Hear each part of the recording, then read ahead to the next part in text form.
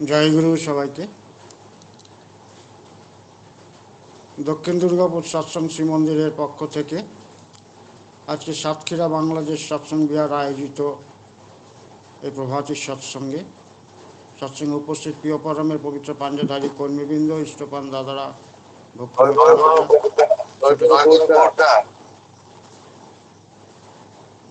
ছোট ছোট ভাই ও বোনেরা, প্রত্যেককে যথাযোগ্য স্থানে আমার প্রণাম, প্রীতি, শুভেচ্ছা, স্নেহ, ভালোবাসা জানাই।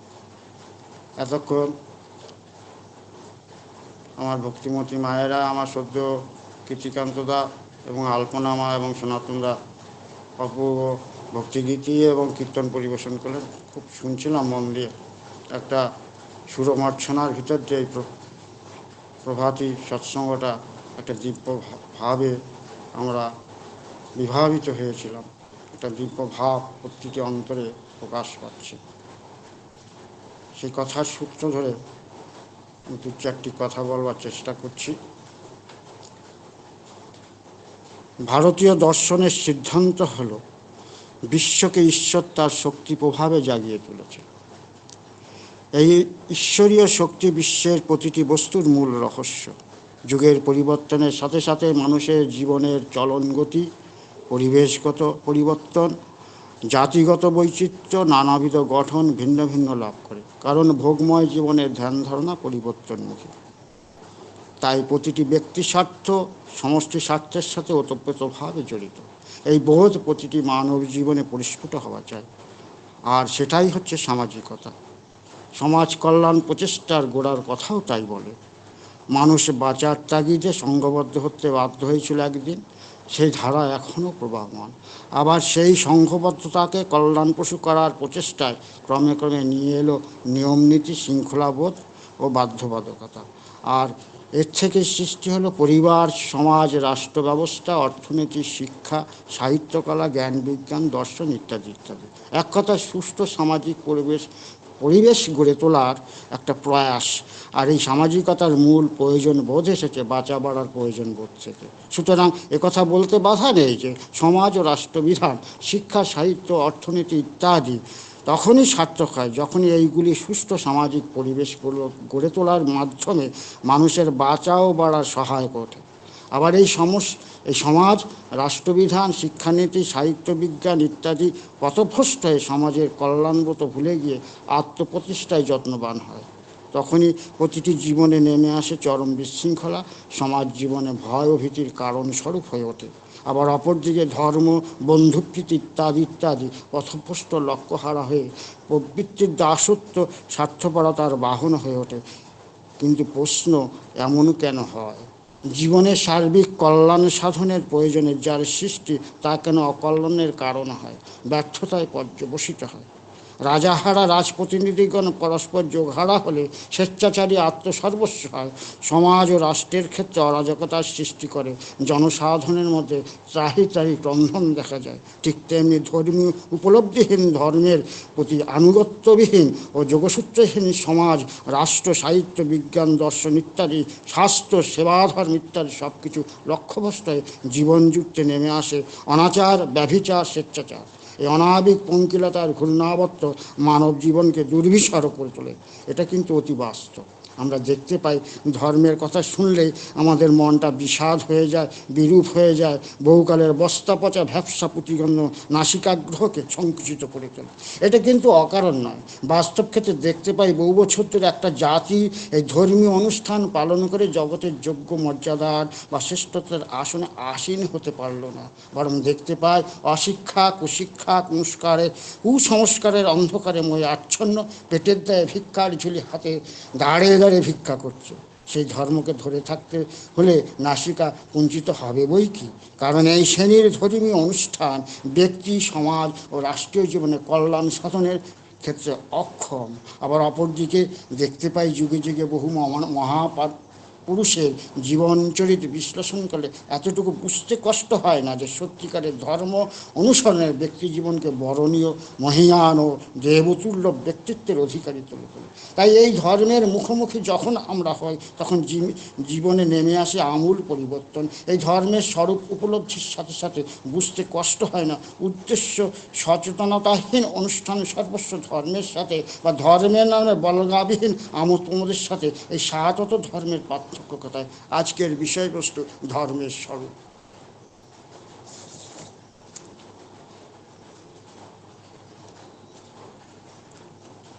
ধর্মজীবনকে দায়িত্বশীল, গতিশীল করে তোলে, মানুষকে দেবভাবাপন্ন করে তোলে, স্বার্থান্বকে বিশ্বপ্রেমিক করে তোলে, কুসংস্কারাচ্ছন্ন অন্ধকার থেকে সত্যের আলোকে মানুষের অন্তর্বাহির পরম আনন্দে উদ্বেলিত করে তোলে। তাই এই বিষয়ে মহাভারতের শান্তি পর্বে উল্লেখ আছে, ধর্মে বর্ধন্তি সর্বভূতানি সর্বদা। উপনিষদে বলছে, উত্তিষ্ঠিত জাগ্র প্রাপ্য বরানো নিবেদিত খুরস্য ধারা নিশ্চিতা দ্রুতা দুর্গং পথস্থ কবয় বদন্ত।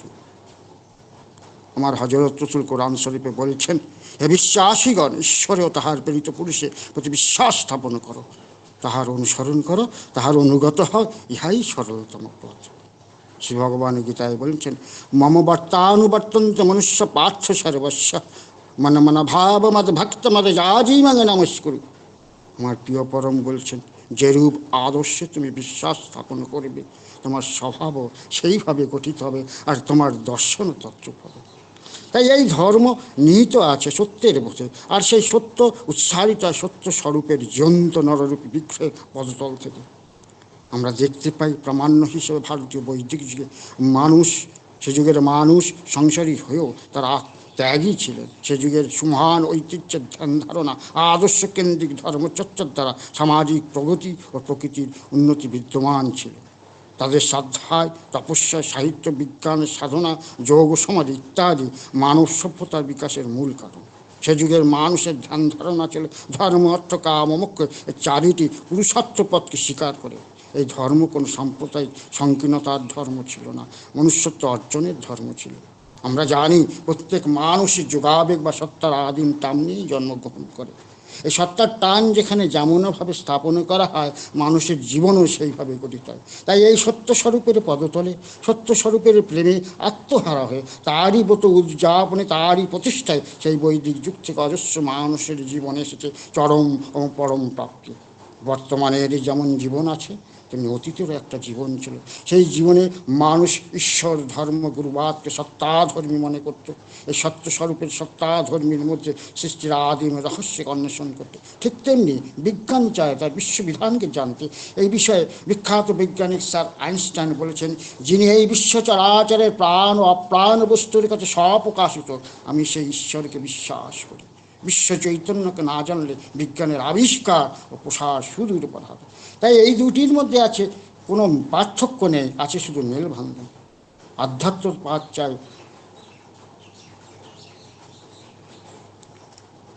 আধ্যাত্মবাদকে প্রচার বা প্রসার করতে গিয়ে জড়ত্ব বা বস্তুবাদকে অস্বীকার করেনি। তার পরিণতিতে সে যুগে বিজ্ঞান, সাহিত্য, শিক্ষা, দর্শন ইত্যাদি সার্থক লাভ করেছে। ব্যক্তি, সমাজ, রাষ্ট্রীয় জীবনে কল্যাণ কোনো পরিবেশ সৃষ্টি করেছে। এই ভারতভূমি জগৎ সভায় শ্রেষ্ঠত্বের আসনে সমাসীন হয়েছে, যা কিনা বর্তমানে দুর্লভ, যা আমাদের কাছে শিক্ষণীয় বিষয়। আজ বর্তমান কালক্ষয়ী যুগে বিশ্বময় রজ ও তমগুণে মানুষ আচ্ছন্ন। তার থেকে মুক্তির পথ হল সত্যস্বরূপ আদর্শকেন্দ্রিক জীবনযাপন। তাই শ্রী ভগবান গীতায় বলছেন, সর্বধর্মান পরিত্যজ্য মামেকং শরণং ভজ অং ত্বাং সর্ব পাপেভ্যো মোক্ষয়িষ্যামি মা শুচঃ। শ্রী ঠাকুর রামকৃষ্ণ বললেন, দুর্লভ মনুষ্য জন্ম পেয়ে যে ব্যক্তি ঈশ্বরের আরাধনা করে না, তার জন্মই বৃথা, আদর্শের জন্যই জীবন ধর্ম। আমার প্রিয় পরম শ্রী ঠাকুর অনুকূল চন্দ্র বললেন, সদ্গুরুর শরণাপন্ন হও, সতনাম মনন করা, সৎসঙ্গের আশ্রয় গ্রহণ করো। আমি নিশ্চয়ই বলছি, তোমার উন্নয়নের জন্য আর তোমাকে ভাবতে হবে। সেই জন্য ইষ্ট বা আদর্শের স্বার্থ রক্ষা, তৎপ্রতিষ্ঠা সাধনই মানুষের যোগাবেগ বা সত্তার শুভ সম্বেগ, যা শরীর ও মনে অভূতপূর্ব শক্তি সঞ্চার করে, যার উপর ভর করে সমস্ত বাধা বিপত্তিকে সহজেই অতিক্রম করতে পারে। এর জন্য নিজেকে তার চরণে আত্মনিবেদন করতে হয়। এক কথায় শরণাগত হও। এই আত্মনিবেদন এবং শরণাগত প্রসঙ্গে দুটো কথা না বললেই নয়, খুব প্রয়োজনীয় কথা। শ্রী ভগবানের সঙ্গে কর্মযোগীর নিত্য সম্বন্ধ থাকে, জ্ঞানযোগীর হয় তাত্ত্বিক সম্বন্ধ, আর শরণাগত ভক্তের হয় আত্মীয়তার সম্পর্ক। আবার নিত্য সম্বন্ধে জগতের অনিত্য সম্পর্কে পরিত্যাগ হয়, তাত্ত্বিক সম্বন্ধের দ্বারা তত্ত্বের ঐক্যবোধ বা তত্ত্ববোধ হয়, আর আত্মীয় সম্বন্ধে ভগবানের সঙ্গে অভিন্নতা অর্থাৎ প্রেম। অপরদিকে আমরা দেখতে পাই নিত্য সম্বন্ধে শান্তরস, তাত্ত্বিক সম্বন্ধে অখণ্ড রস, আর আত্মীয় সম্বন্ধে থাকে অনন্ত রস। তাই অনন্ত রস প্রাপ্তি না হলে জীবনে সম্পূর্ণরূপে তৃপ্তি লাভ হয় না। একমাত্র শরণাগত বা আত্মনিবেদনের দ্বারা এই অনন্ত রস প্রাপ্তি হয়। আর এই শরণাগত বা আত্মনিবেদনই হলো সর্বোচ্চতম ও সর্বশ্রেষ্ঠ সাধন। এই সত্য সর্বকালের জন্য সত্য হয়ে আছে, যে সত্য স্বরূপ পুরুষের সাথে যোগসূত্র রচনা করে ব্যষ্টি ও সমস্ত জীবনে আছে চরম সার্থকতা। আজ আমরা নিত্য বস্তুকে অর্থাৎ সেই সত্য স্বরূপের যিনি আধার, ইষ্ট আদর্শ বা ঈশ্বরকে অনিত্য বস্তু ও প্রবৃত্তির অনিত্য বস্তুকে নিত্য বস্তু হিসেবে সর্বদা গ্রহণ করে চলে। তার ফলে জীবনের উৎস বিমুখ হয়ে চলেছি।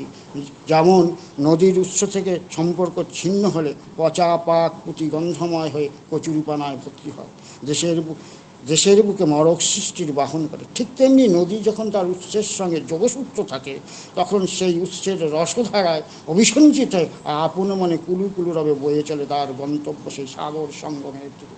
চলার পথে কত উপনদী, কত শাখা নদীকে আপন গতিপথে প্রাণবন্ত করে তোলে। চলার পথে শত বাধা বিঘ্ন, আঁকা বাঁকা নোংরা আবর্জনা কচুরিপানা স্রোতধারায়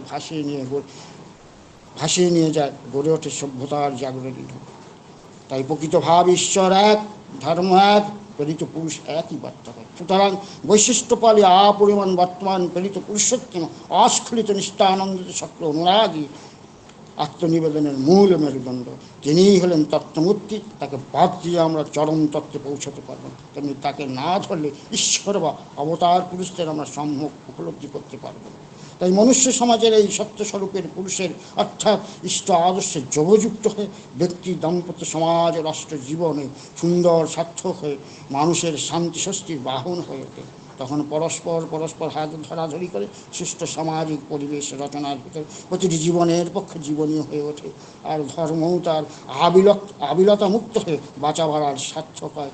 যোগকর্মসুখ স্মরণ এই মহামন্ত্র তখনই বাস্তব রূপ লাভ করে। তাই সেই প্রাচীন বৈদিক যুক্তি সত্তাদষ্টা ঋষিগণ তাদের জীবন ও সমাজের যা কিছু সব সত্য পুরুষের পদতলে আত্মনিবেদনের কথা বারংবার দীপ্ত কণ্ঠে ঘোষণা করে গেছেন। তাই পরম প্রেমা শেষ ঠাকুর অনুকূলচন্দ্র সাবধান করে বললেন, ভারতের অবনতি তখন থেকেই আরম্ভ হয়েছে যখন থেকে ভারতবাসীর কাছে অমূর্ত ভগবান অসীম হয়ে ওঠে, ঋষিবাদের উপাসনা আরম্ভ হয়েছে। সেই সুর মিলিয়ে বিশ্বকবির ভাষায় বলি, জননীর দ্বারে আজ ওই সনগ শঙ্খ বাজে, ছেকুনা ওরে ভাই মদন মিথ্য বাজে। আরও বলি, ধনিল আহ্বান মধুর গম্ভীর প্রভাত অম্বর মাঝে, দিকে দিগন্তরে ভুবন মন্দির শান্তি সঙ্গীত বাজে, হেরগ অন্তরে অপরূপ সুন্দরে নিখিল সংসারে পরম বন্ধুরে, এসো আনন্দিত মিলন অঙ্গনে শোভন অঙ্গন সাজে, কলুষ কল্লস বিরত বিদ্বেষ হৌক নির্মল, হৌক নিঃশেষ, চিত্তে হোক যত বিঘ্ন অপগত, নিত্য কল্যাণ কাজে, ঝড় তরঙ্গিয়া গাও বিহঙ্গম, পূর্ব পশ্চিমে বন্ধু সঙ্গমে, মৈত্রী বন্ধন পূর্ণমন্ত্র প্রভৃত্য বিশ্বসমাজ। তাই আসুন আমরা জাতি ধর্ম বর্ণ নির্বিশেষে আমাদের সকলের শুভবুদ্ধির উদয় হোক। আমরা প্রবৃত্তি দাসত্বের প্রলুব্ধ হয়ে মারব না, বরং মৃত্যুর কারণকে প্রতিহত করতে চেষ্টা করি। সত্যস্বরূপের সেই ঈশ্বর প্রেমমুক্ত সেবা পরায়ণ চলশীলতাই আমাদের তন্ময় করে রাখবে। আমরা প্রত্যেকে অজর অমর ব্যাধিমুক্ত জীবনের অধিকারী হতে। পরিশেষে বিশ্বকবির ভাষায় বলি, জীবনে সপিয়া জীবনের স্বর পেতে হবে তব পরিচয়, তোমার ডাঙ্কা হবে যে বাজাতে সকলের শঙ্কা পরিচয়। পরম পিতা রাতুল রাঙাচরণে প্রত্যেকের হয়ে প্রার্থনা জানাই, সতত স্মরণ করি সেই ঋষি প্রদত্ত সেই মর্মমামিকে। অসতমাসদগময় তমসমাজ্যোতির্গময় মৃত্যুর মহামিতং গময়তি। ওম শান্তি, ওম শান্তি, ওম শান্তি। সবাই ভালো থাকুন, আনন্দ থাকুন। জয়।